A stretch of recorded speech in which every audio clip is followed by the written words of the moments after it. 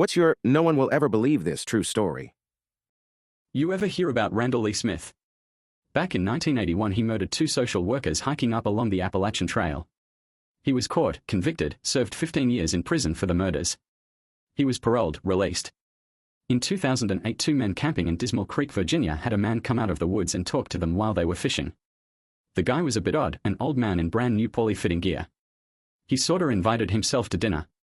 While sitting around the campfire the old man pulled out a pistol and shot one in the head and fired after the other guy. The pistol was a .22 and the shot to the guy's head was deflected.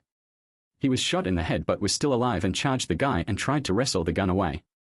His buddy who ran was shot in the back but wasn't aware of it as he jumped in the Jeep and started it up. When he heard his friend start the Jeep, the guy who, I will remind you, was shot in the head ran for the Jeep, not wanting to be left behind. Both shot and losing blood they tore us down the mountain. The old man however took the truck they left behind and started chasing them. They made it down the mountain and got to a farmhouse and banged on the door begging for help. The police were called and the 2 would-be victims were airlifted to the hospital and survived.